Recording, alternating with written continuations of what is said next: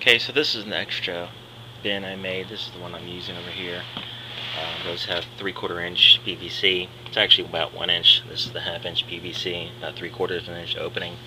And it's been cut on the inside.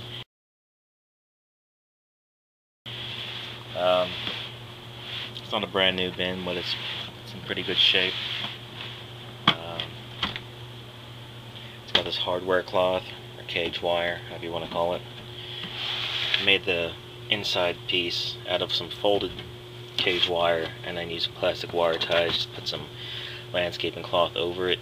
I made it shorter than the other one I have in there, and I'll show you, because if it comes all the way to the end, it's kind of hard to see the level of the leach it, the water stuff build up, and this might come unraveled a little bit. It's no big deal. I mean, otherwise it's vented pretty well through the top part. And then I did add some smaller ones, an occasional halfway down, just for better airflow. If you buy this from me, or if you're trading me some worms, I'll throw in a little extra free rake here, because they're so cheap at Target right now. So, to show you the one I'm already using, I have it propped up with a 2x4. Sometimes I'll turn it the other way. Otherwise, I do have some holes poked. Well, this one had some too. Okay.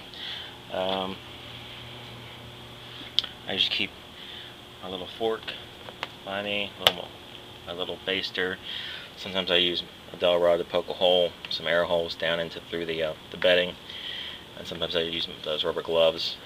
This is something I just started today, a little bit of limestone garden lime. I just actually lawn lime the pellets, and I just smashed it up, and I sprinkled just a little bit on top, and they seemed to really like it. They were really congregating at the top, because I know I've started off with just a 1/2 pound, and probably 90% of what I've been putting in there is fruit, so it's probably getting kind of acidic.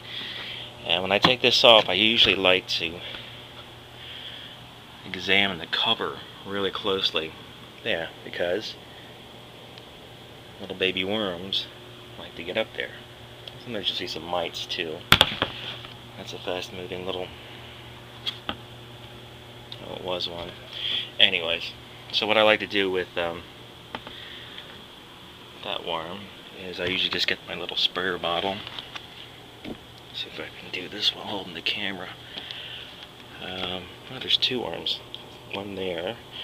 And I usually just squirt them right above it, because they'll get caught in a water drop.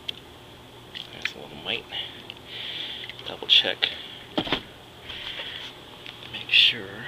So they're probably in a little water drop down here. There's one there. I just shake the water off. Now he's still on the edge there. So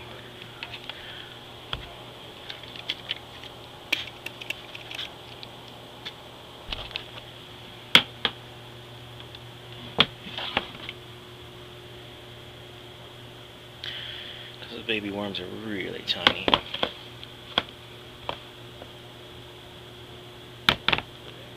Okay, I don't see any. See. Oh, there he is. There's another one right in the corner there. So I usually get them into a water drop, and then the water drop will take them where they need to go. You'll see there's another tiny baby one there. When I first took this off about 10 minutes ago, you could really see a lot at the top there, and that's where it's sprinkled and sprayed down the lime. So I'm probably going to mix that up tomorrow, toss it up. There's another older baby there. Sometimes you'll see them mating right out on these ledges, and I notice they get a lot more activity in the afternoon to the evening time. But this is the first one I made with chicken wire, 1 inch chicken wire. It's a lot easier to cut than a 1/2 inch cage wire. But as it starts to bulge, what I usually do is either with the fork or the gloves, go ahead and start digging through and just bring it back over.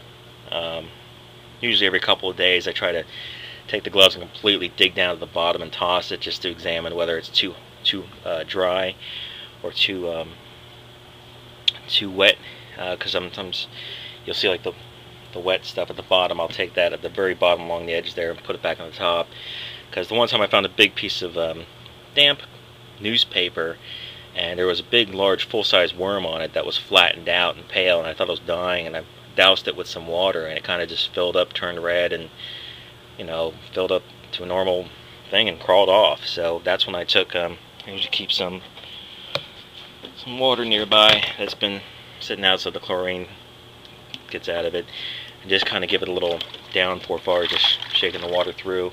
Usually within the next 24 hours it starts to drain over to the side here, and then you can squeegee it up. Sometimes you get I'll tilt it down there, but I just did this about 10 minutes ago. So, and then right now I'm just putting it in this little crystal light thing. I usually just top it off with water and toss it outside in the garden. It doesn't smell. The bin itself, no smells really escape the bin. I squirt this guy here. I just kind of gently squirt it above it, because if you squirt the worm itself, it'll actually go flying. You won't see it. There's another little baby there along the wall. I don't like this machine shredded stuff too much, because it can get heavy or it dries out fast. But I usually use the blender or blend the food. I found it seems like they eat it up faster. And I like this design because it keeps the water contained and gets decent enough air. Sometimes it's good. It's a smaller surface area, so if you are starting with half-pound worms, it's sometimes easier. Earlier when I tossed it, you can see a worm cocoon right there. Look like fertilizer pellets. And the newer ones will be lighter colored. I saw some lighter colored ones yesterday. And then as they get getting ready to hatch, they get dark. Sometimes they're elongated like a large mung bean. But it just smells like wet earth, like when you get near a lake. And one time I did have an ammonia smell. That's because the food was getting buried too deep. I think it's might have been from the onion skins. I ended up picking out the onion skins. What else? That's about it. But like I said, this was one design I found on one website compared to the other ones. I found it just much easier. I mean, whether or not you use the other side to harvest it or not, it doesn't matter. At least the worms have a place to go. And it's pretty neat. It's been pretty. As you notice, I don't fill it up all the way. But every 2 or 3 days, like I said, I'll go through it with the gloves and just completely dig through and toss it, and that's when you can see whether or not you have an increase in population. And it's been nicely spread out, because when I had started with a slightly smaller bin, this one right there, the worms were just spreading out so far, and I didn't like that. And you do want to check the lid, because I had noticed one time, I don't know if an egg had a cocoon had gotten up there, but there were just like 5 or 6 babies, and they can dry out really quick up here on the top. And in about a month, I've only had 2 escapees. I originally thought this was going to let too much light in on the sides, but it's better for airflow. And I found one worm in there that was inside the tape when I had that taped. And I think that's about it. You can see there where it's harder to see the liquid level, because it's ridged on the bottom underneath there. So that's why in the other one I made it smaller.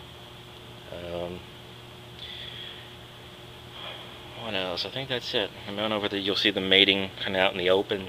I usually get a lot more activity in the afternoon to the evening. You'll see them all crawling around here.